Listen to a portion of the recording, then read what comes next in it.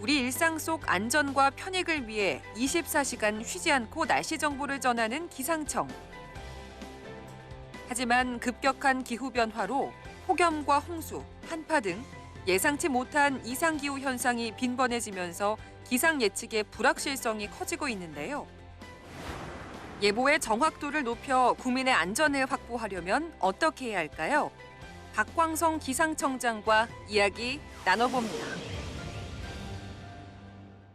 얼마 전부터 한 패스트푸드점에서 햄버거에 양상추가 빠진 채 판매되고 있다는 소식 들으셨죠? 원인을 알고 보니까 이른 한파 때문에 착황이 좋지 못했다고 합니다. 네. 이처럼 날씨는 우리 생활 곳곳에 아주 많은 영향을 미치고 있죠. 네, 그리고 또 이번 주부터 영하권 추위가 시작됐죠. 이제 올겨울 날씨에 관심을 갖는 분들 굉장히 많으실 것 같습니다.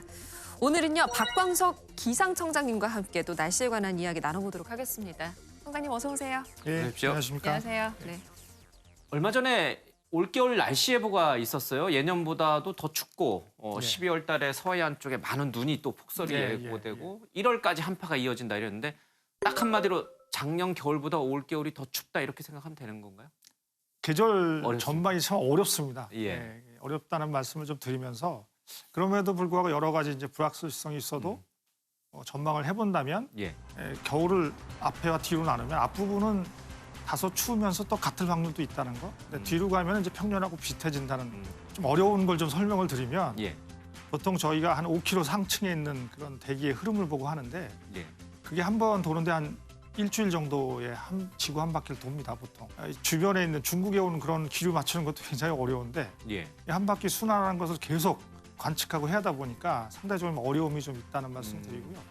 더 중요한 거는 이렇게 평균적인 흐름보다 요즘 패턴이 굉장히 추워졌다가 또 갑자기 더워졌다가 하는 그런 변동성이 커진 것에 너무 대한 커졌어요. 그런 것에 대비가 훨씬 더 많이 필요하다. 특히 노약자분들 같은 경우에는 건강관리에 좀 유념하셔야 된다 이런 말씀 드리고 싶습니다. 우리가 흔히 말하는 화이트 크리스마스는 한방눈, 진짜 눈다운 첫눈은 언제쯤 예상이 되나요? 다른 지역은 벌써 눈이 좀 내렸고 내렸죠. 이번 주에도 내렸고. 우리 서울도 사실 살짝 이렇게 예. 좀 뿌리듯하고 그런 게 있어서 며칠 전에 흩날리는 건 본 것 같아요. 그러니까 이제 사실 첫눈 같은 경우에 여러분들이 많이 궁금해하시는 게 어느 지역을 보고 그러면 첫눈이 맞아요. 왔다고 판단하느냐. 네. 서울 같은 경우에는 그 종로구 송월동에 우리 서울 기상관측소가 있는데 거기서 관측이 돼야 첫눈이라고 이렇게 보통 말씀을 드립니다. 왜냐하면 일제시대부터 돼서 거의 오래전부터. 100년 관측소로 세계 기상기구에서 지정될 정도로 역사를 갖고 있는 지점이기 때문에 기후 통계학적으로 굉장히 중요합니다. 그 한 지점에서 일관되게 보고 있다는 게. 그래서 이게 자꾸 바꾸면 안 되는 거예요. 안 되죠. 왜냐하면 어떤 경우에는 이제 온난화가 심해지면 첫눈 오는 시기가 늦춰질 수도 있거든요. 근데 지점이 바뀌면 뭐 좀 첫눈이 좀 잘 올 수 있는 산악지대로 올라가면 이게 일관성이 없어지는 거죠. 그런 맥락이에요. 우리나라에 그래서 그런 관측소가 23군데가 있습니다. 전국적으로. 그래요? 거기를 기준으로 해서 어떤 지역에 첫눈이 왔다 또는 뭐 얼음이 처음으로 얼었다 판정하는 기준으로 삼고 있습니다. 작년 겨울에 기습폭설이었거든요. 서울에 기습폭설이 내려서 교통이 마비되고 아주 그랬죠. 기억나네요. 시끄러웠잖아요. 네. 아주 큰 공경한 상황이 벌써 있는데 올해도 그럴 가능성이 있는 건가요? 늘 그런 어떤 가능성을 염두에 두고 준비를 해야 됩니다. 왜냐하면 이제 비는 1mm가 되면 1cm거든요, 눈은. 눈은 쌓이고 그러니까 5mm만 돼도 5cm가 됩니다. 얼어붙어서 부피가 커지는 거예요. 부피가 커지니까요. 그러다 보니까 그만큼 5mm는 또 예측도 쉽지 않거든요. 그러니까 이제 눈으로 하면 이게 굉장히 10배 이렇게 커지기 때문에 그만큼 이제 눈은 예보도 어렵고 쌓이면 또 직접 영향을 미치고 그러기 때문에 그런 부분에 대해서는 조금 더 예민하게 저희는 더 이제 긴장하면서 비 올 때도 그렇지만 눈 올 때 훨씬 더 긴장하면서 관측도 더 자주 하게 되고 또 뭔가 이제 토의할 때도 갑론을박을 버리면서 하여튼 가장 중요한 정보를 만들 수 있도록 노력을 더 기울이는 편입니다.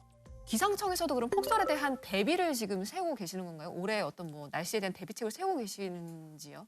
굉장히 좀 집중적으로 관측도 하고 또 예보 토의할 때도 더 집중적으로 토의하면서 준비를 하고 있고 유관기관은 이제 공동으로 모의 훈련 같은 걸 합니다.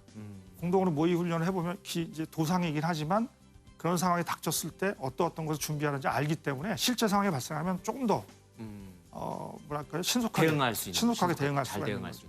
그런 부분들은 이제 같이 토의하고 정보를 공유하면서 그런 어떤 시행착오 또는 뭐 초기의 혼선 이런 걸 최소화시키면 아무래도 이제 국민들께 훨씬 더 뭐 제설이라든지 이런 것들을 충분히 이제 제공할 수 있는 그렇게 되지 않을까 보고 있습니다. 예. 블랙아이스라는 게 예, 있잖아요. 예, 예. 겨울철에 예. 굉장히 사고를 유발하는 그런 무서운 예. 블랙아이스라고 하는 건데 혹시 이 점에 관련해서도 기상청에서 지금 예보를 준비하신다고 얘기를 들었거든요.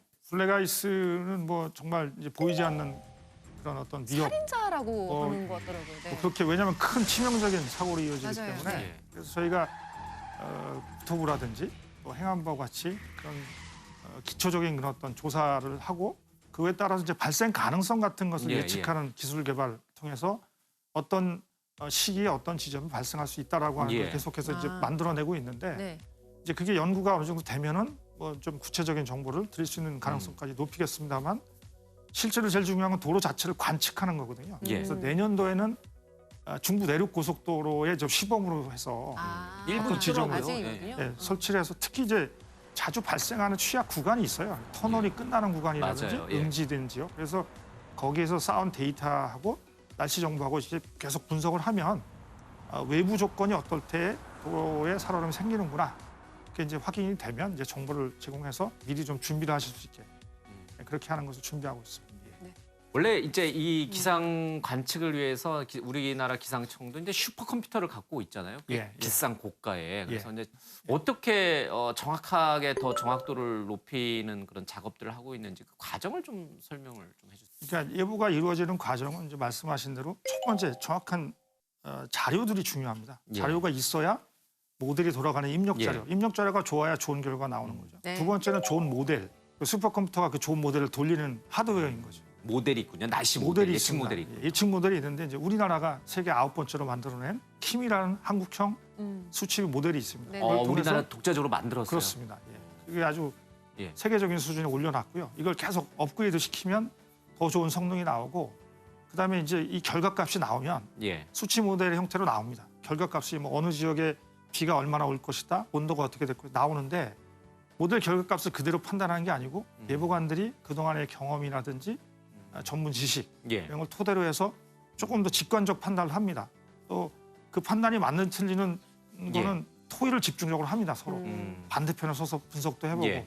뭐 그런 식으로 해서 역량을 강화할 수 있는 그런 어떤 시스템도 구축을 하고 그렇게 예보관들이 적극적인 역할을 해야 되는 거고 마지막 결정은 예보관이 하게 되어 있습니다. 예보하시는데도 굉장히 좀 난감한 상황들도 많을 것 같아요. 요즘 같은 경우에도 기후 변화도 굉장히 빠르게 이루어지고 네, 있다 네. 보니까 아무래도 국민들 입장에서는 예보 이것도 왜 틀려 이런 얘기 좀 많이 들으실 것 같은데 기상청장님으로서 좀 난감하신 경우도 많을 것 같은데 좀 어떤 일들이 있었을까요? 과거에 이제 규칙적으로 발생했던 자연 현상의 예.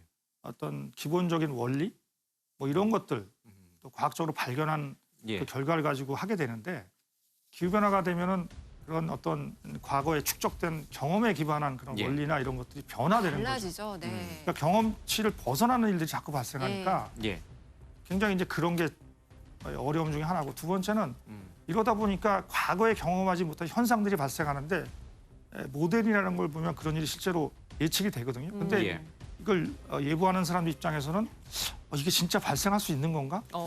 예를 들면 이제 오마이스 왔을 때에 시간당 100mm가 내렸습니다. 어제 99.5mm 정도 예. 되는데 시간당 100mm면은 우리나라 평균 강수량이 1,200에서 1,300 정도 내외인데 한 달치 조금 넘는 거예요. 그게 바로 하루 만에 오는 거예요. 한 시간에. 한 시간 안에. 하루도 아니고 한 시간에 100mm가 내리는데 이런 일이 좀 두렵기도 하고 한편으로는 예. 또 피해를 얼마나 줄까 네. 하는 그런 부분들이 동시에 작용하니까 심리적으로 이제 예보관들 입장에서도 두렵기도 하고 뭔가 좀 이 불확실성에 대한 어떤 예. 걱정 이 동시에 있다 보니까 어려움이 더 커지는 것 같습니다. 그 겨울철 불청객 그러면은 뭐 지금 눈 얘기도 했고 뭐 여러 가지 이제 블랙 아이스 얘기도 좀 했는데 미세먼지가 있잖아요. 초미세먼지도 있고 미세먼지도 예, 있고 예. 올겨울 심각할까요? 어떻게 전망하세요? 이제 미세먼지가 이제 쌓이는 패턴을 잘 보면 이 기상하고 밀접하게 관련되어 있습니다.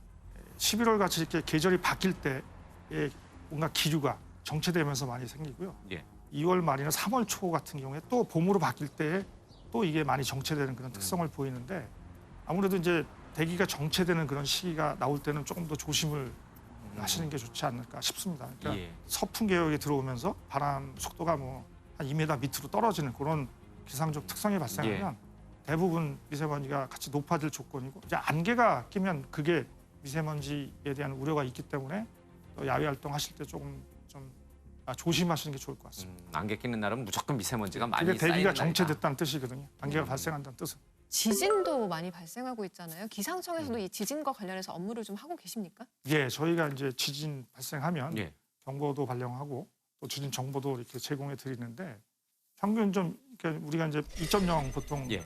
지진을 얘기를 하는데 그 규모가 1년에 한 70회 정도 왔다 갔다 합니다. 우리나라에서 규모 2.0의 지진이 70번 이상 1년에 발생해요. 연간 해서 한 70번 내외로 지진은 사실은 예측이 불가능하지 않습니까? 그렇죠. 예측이 불가능하기 때문에 발생하면 빨리 알려드리는 게 최선이에요. 그래서 저희가 과거보다 더 빨리 알려드리려고 해서 예. 종전에 비해서 뭐 5초에서 10초 때까지 예. 통보하는 시간을 단축을 했고 네. 또 빨리 정보 생산하는 건 중요하지만 전달하는 경로를 문자 메시지를 보내드리고 또 예. 앱으로도 알려드리고 또 방송을 통해서도 자막이라든지 등등 다양한 채널을 통해서 알려드리고 있습니다. 그러면 한반도는 지진으로부터 안전한 국가인가 아니면 우리도 이제 지진 안전국이 아니다 더 이상은 이렇게 예. 얘기할 수 있나요? 우리나라는 뭐 지진 안전국이 아니라고 말씀드리는 게 맞습니다. 아니다. 예. 우리도 대규모 지진이 포항하고 일어날 수 있다. 경주 지진 때 겪어보셨는 것처럼 그 정도 규모의 지진이 발생. 실제로 예, 포항 지진 때 기억나는데 막 수능을 연기할 정도의 그런 맞아요. 예, 예. 심각한 상황이었고요. 그러니까 그런 이후에도 여전히 계속 발생하고 있고 그러니까 이게 지진으로부터 안전한 그런 지대는 우리나라는 아니다. 다만 이제 또 과도한 불안감으로부터 또 그 부분은 또 다른 얘기입니다만 철저히 준비를 해야 됩니다. 해야 지진을 된다. 바로 예. 알고 또 지진이 발생했을 때 적절한 행동 내용을 숙지해 두시면 또 그런 것들이 저희들이 정부에서 신속하게 정보를 예. 알려드리고 하게 되면 피해는 최소화할 수 있지 않을까 이렇게 보고 있습니다. 예.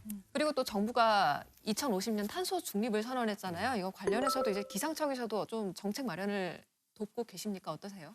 탄소 중립을 하게 되면 예. 두 가지를 접근을 해야 되는데 하나는 기후가 변한 거에 맞춰서 좀 적응이라든지 이런 노력을 해야 되고 또 하나는 탄소 감축 그 자체에 예. 대해서 접근을 해야 되는데 이 적응을 하려면 과학적으로 전망을 제대로 해줘야 됩니다. 전망을 제대로 하는 게 저희 기상청의 역할이고 예. 그 전망에 기초해서 어떤 부분을 영향이 있는지 특히 악영향이 무엇인지 예. 그것들을 분석해서 악영향을 줄일 수 있는 적응 대책을 펼쳐야 되고요.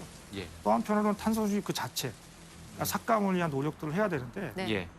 그거에 따른 굉장히 많은 부담이나 이런 비용이 올 수 있기 때문에 공감대 형성이 중요합니다. 국민적인 공감대. 그 공감대를 형성하기 위해서는 정확한 기후과학 정보를 드려야 되고 그걸 토대로 해서 국민들께서 이제 탄소 저감을 실천하실 수 있게 해드리고 또 하나는 이제 예. 신재생 에너지의 비중이 커질 거기 때문에 예. 신재생 에너지 쪽에서 태양광이나 풍력의 어떤 발전량을 예측할 수 있는 부분을 좀 적극적으로 기상자료를 이용해서 지원하는 노력을 저희가 준비하고 있습니다. 예. 마지막으로 이제 우리 기상청이 역점을 두고 있는 정책이라든지 아니면 우리 또 기상청장님께서 하시고 싶은 말씀 있으시다면 한 말씀 듣죠.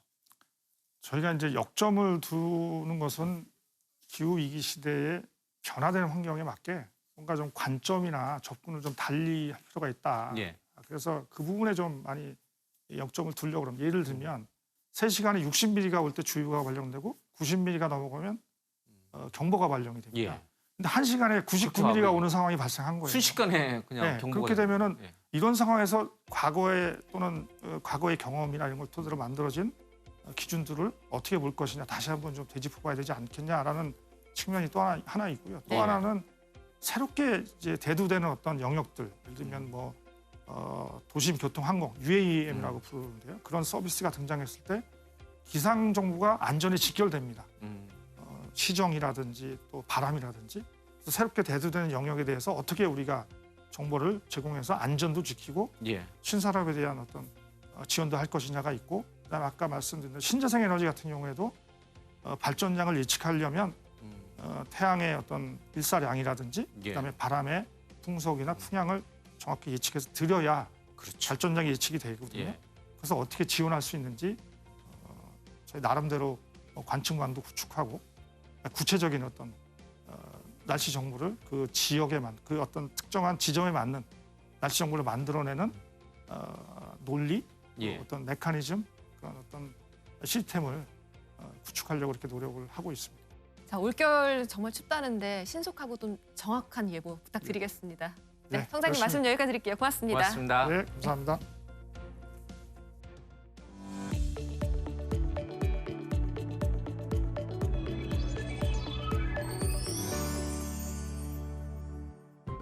사무실과 회의실 그리고 방역 물품까지 무료로 이용할 수 있다는 사실 알고 계십니까? 오늘은요, 필요한 자원을 마음껏 이용할 수 있는 방법, 공유누리에 대해서 자세하게 전해드립니다. 공유누리는 공공기관에서 보유하는 공공자원을 누구나 자유롭게 대여할 수 있는 서비스입니다. 이용할 수 있는 공공자원을 보시면요, 체육시설과 주차장, 또 회의실 등의 시설이 있고요. 생활공구와 캠핑용품, 실험장비 등의 물품, 그리고 다양한 교육 프로그램과 공연, 문화체험 등의 서비스가 있습니다. 무료로 이용이 가능한 기관도 있지만요. 일부 기관은 소액 비용이 발생하니까 예약하기 전에 이용요금 꼭 확인하시기 바랍니다. 이렇게 편리하고 간편한 공유누리 서비스, 어떻게 이용할 수 있는지 알아볼까요?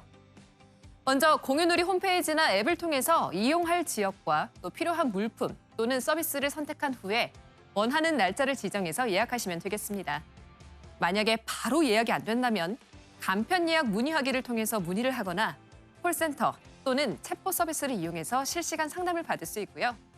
온라인에서 해당 기관 정보를 확인한 뒤에 직접 방문을 해서 예약할 수도 있습니다. 또 주변 공공자원을 한눈에 확인할 수 있는 공유지도 서비스와 전국에 10,000개가 넘는 공원 정보가 담긴 전국 도시공원 정보 안내 서비스도 제공하고 있으니까요. 참고하시면 좋겠네요. 구입하기에는 부담이 되지만 필요한 물건들 이제부터 사지 마시고요. 마음 편하게 누려보시기 바랍니다. 지금까지 생활플러스였습니다.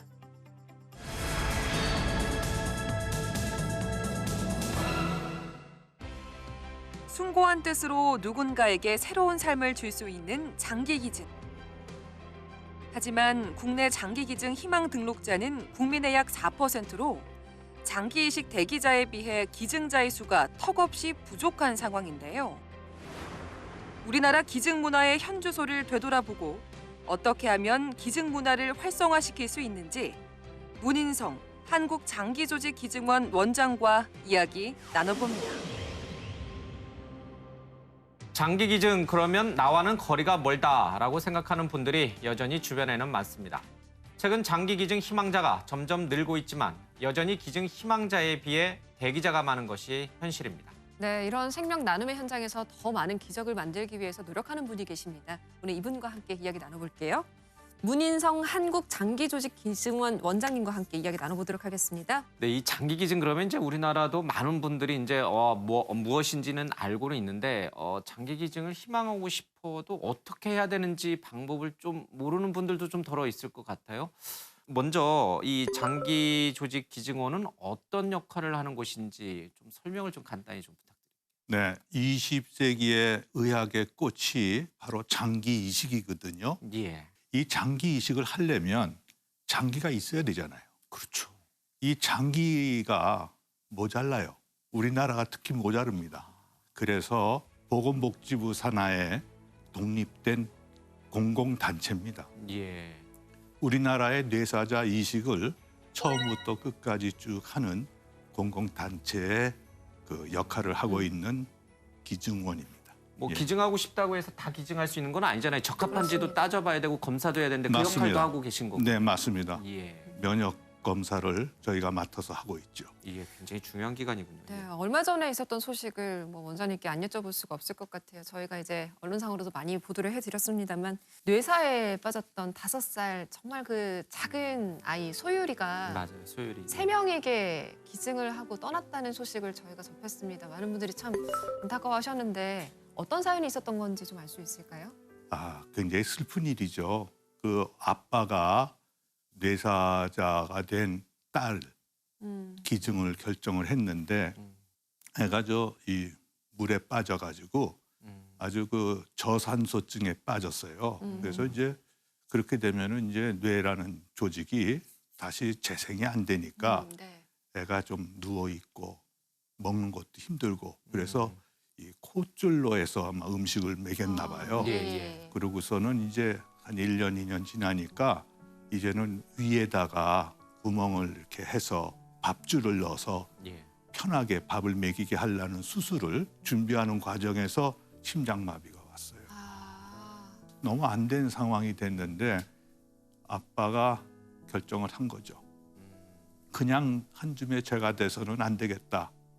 이 세상에 우리 딸내미의 심장이 예. 같이 뛰고 있는 거를 확인하고 싶다. 그래서 그 나이 또래의 애들 3명에게 장기를 줬죠.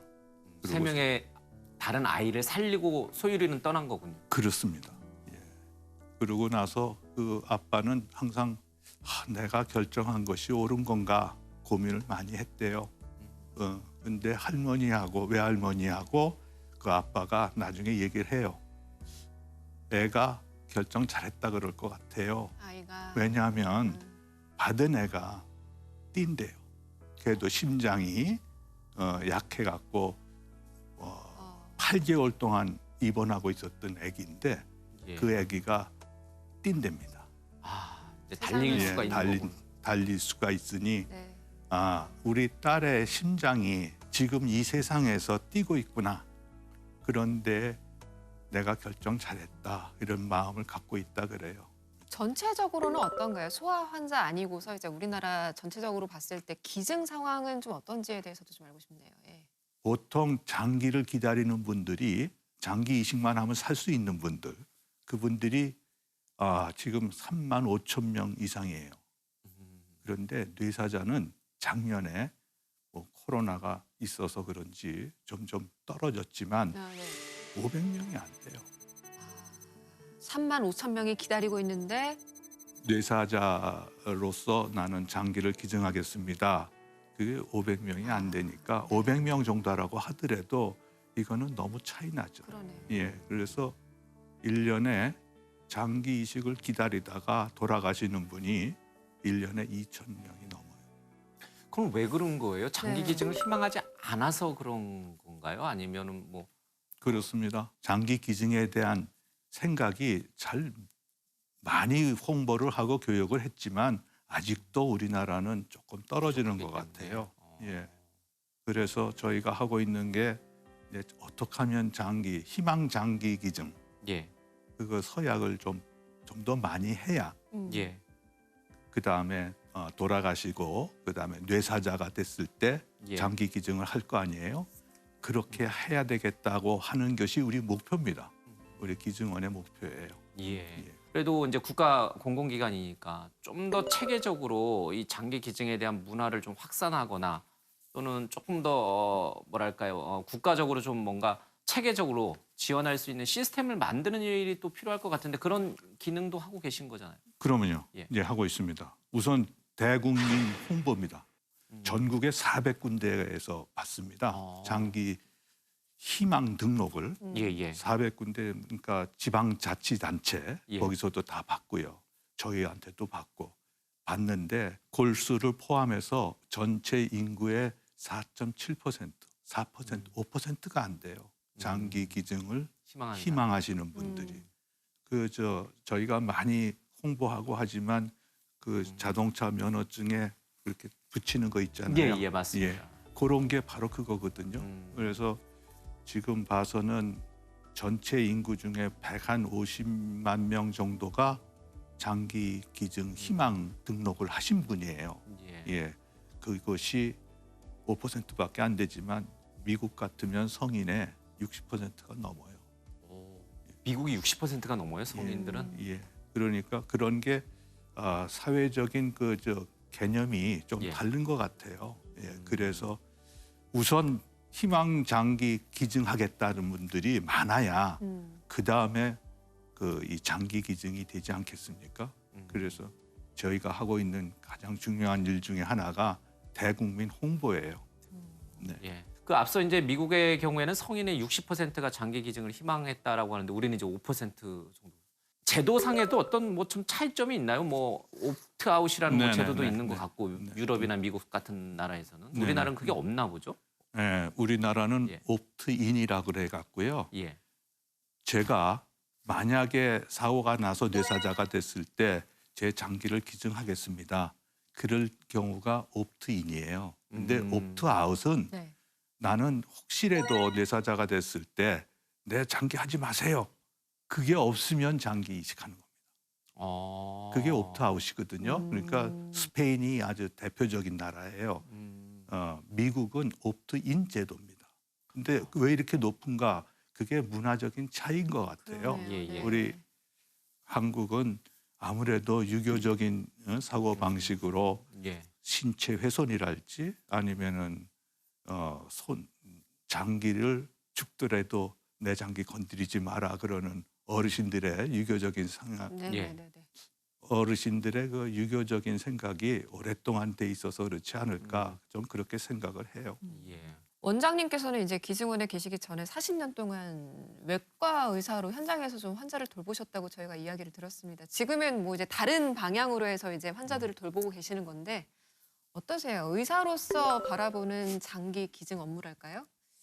어떻게 보고 계시는지 궁금하네요. 제가 외과 의사 된 게 40년은 레지던트 빼면은 40년은 안 되고요.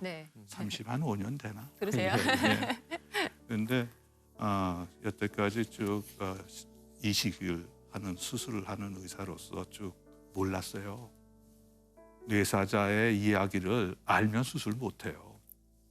너무 마음이 떨리고 너무 슬픈 이야기 많이 들으면 뭐 정말 조금 평정심을 아마 잃을 것 같아요. 그리고 몰랐어요. 그건 모르고 쭉 하다가 여기 기증원에 와서 얘기를 이렇게 들어보니까 하나하나가 다 슬픈 이야기고 마음이 그냥 짠하고 그중에서도 세상에 가족이 돌아가시는 입장에서 장기 기증을 어떻게 생각합니까? 그거는 말이 안 돼요. 끝까지 희망의 끈을 놓을 수가 없어요. 그렇죠. 살아날 수 있다고 생각하니까. 그리고 그 치료하는 선생님도 마찬가지예요. 여태까지 자기가 어떻게 좀 살리려고 쭉 했다가 이젠 도저히 안 됩니다. 이제는 그 말 못하죠. 그렇지만 해야죠. 그렇지만 해야 돼요. 그러니까 그 선생님이 최선을 다했는데 정말 못하겠습니다. 그 얘기까지 하려면 그 선생님은 몇 밤 며칠을 세워야 돼요. 그런 것을 알고서는 기증하신 분들 가족들이 대단한 사람들. 정말 영웅이다. 우리나라, 우리 사회를 끌고 가는 보이지 않는 영웅들이다. 전 그렇게 생각을 하고 아주 그런 아주 한 뇌사자의 이야기를 의사로서 또 아른 이야기를 쓰고 주위에 있는 사람들이 느낌을 쓰고 해서 저희가 책을 만들어요. 1년에 한 번씩 책 만드는데 갖고 왔으니까 한번 보세요. 보도록 하겠습니다. 앞서 이제 잠깐 기증자의 뭐 모임, 행사, 밤 이런 것도 해서 위로도 해주신다고 하는데 남아 있는 유족들이라든지 아니면 뭐 장례와 관련해서 어떤 역할을 좀 하시나요? 정말 중요한 거는 살아계시는 옆에 계시는 유가족들도 보듬어 줘야 되거든요. 그럼요. 그거 우리 굉장히 중요한 역할을 하고 있어요. 그래서 저희가요 사회복지사가 한 10분 이상 계세요. 사회복지사분. 네네. 그래서 처음에 뇌사 판정 받고 뇌사 진단 받고 그럴 때부터 필요하면 그 파견을 합니다. 그래서 가족들하고 같이 이야기하고 그 다음에 수술방에 들어가서 수술하는 과정에서도 옆에서 같이 손잡고 기도도 하고 그렇게 하고 끝나면 영안실 갈 때 잘 모시고 가고 유가족을 위한 그 프로그램을 열심히 하고 있습니다. 뭐 저희 신랑과 같은 경우는 운전면허증 보면은 그 뒤에 저는 장기 기증을 서약했습니다. 이 스티커를 붙이고 다니더라고요. 근데 저 같은 경우에는 저는 그걸 붙여보고 싶은데 어떻게 붙여야 되는 건지 저는 뭐 경찰서를 가야 되는 건지 아직 잘 모르겠어서 못 하고 있는데 어떻게 해야 되는지 우리 시청자 여러분들께도 좀 안내를 아까 이제 부탁드릴게요. 잠깐 말씀하셨지만 저희 한국 장기 조직 기증원 홈페이지를 통해서도 되고요. 전화로도 되고요. 장기 희망 등록하시는 분들은 전국에 너무 많아요. 400군데가 넘어요. 그러니까 일단 전화 한번 해주시면은 그 다음에 뭐 문제 없이 될 것 같고 제일 문제는 내가 결정을 하잖아요. 뇌사자가 됐을 때 장기 기증을 하겠다. 그 다음이 문제예요. 본인의 결정보다는 가족들의 결정이 더 중요하거든요. 그런 차이가 좀 있어요. 그래서 결정한 거를 알리는 운동을 해라. 가족들한테, 주위에. 그런 것도 하고 그래요. 예. 예. 자, 원장님께서 이제 마지막으로 우리 시청자 여러분께 좀 당부하실 말씀이 있을까요? 좀 홍보 전하실 한번 말씀. 하시죠. 네. 홍보가 중요하다고 했으니. 예. 홍보로 끝낼까요? 네. 조동화 시인이 그 쓰신 시가 하나 있습니다. 나 하나 꽃피어라는 시인데 예. 음. 한번 제가 읽어주시죠. 혹시라도 예. 여쭤보시면은 이걸 뭐 말씀을 드려야겠다. 그래서 제가 카피해 왔어요. 아, 예, 네. 예. 예. 나 하나 꽃피어 풀밭이 달라지겠냐고 말하지 말아라. 내가 꽃피고 내가 꽃피면 결국 풀밭이 온통 꽃밭이 되는 거 아니겠니? 나 하나 물들어 산이 달라지겠냐고도 말하지 말아라. 내가 물들고 너도 물들면 결국 온 산이 활활 타오르는 것 아니겠니? 이게 조동화 시인의 이 나 하나 꽃피어라는 시거든요. 이게 바로 우리 모든 대한민국의 국민 여러분들이 그 장기를 가지고서 하늘나라 가는 것보다는 아마 하느님이 그러실 거야. 그거 필요 없는데 왜 갖고 왔냐? 그러실지 몰라요. 그러면 그때는 장기 기증을 하면 많게는 7분, 9분, 또 조직까지 한다면 100분이 넘어요. 예. 알겠습니다. 네. 이 말씀을 듣는 우리 저 시청자분들이 아마 이제 또 생각이 또 많이 바뀌시는 분들도 있을 거예요. 네. 예, 기증자의 동의가 없어 기증이 이루어지지 못한다는 얘기 좀 안타깝다라는 생각이 좀 듭니다. 장기 기증은 말 그대로 누군가에게 새로운 삶을 주는 숭고한 일입니다. 네. 아직은 해외에 비해서 우리나라 기증 문화가 걸음마 단계인가라는 생각이 드는데 많이 나아지기를 좀 기대해 보겠습니다. 네, 장기 기증자를 위해서 또 예우를 위해 국가기관에서 또 노력을 하고 있는 만큼 우리나라 기증 문화가 긍정적으로 발전하기를 기원하겠습니다. 앞으로 더 많은 분들이 생명을 살리는 그런 숭고한 나눔에 또 함께 할 수 있기를 함께 기대합니다. 예. 네, 토요일 포커스 여기서 모두 마치도록 하겠습니다. 함께해 주신 여러분 고맙습니다.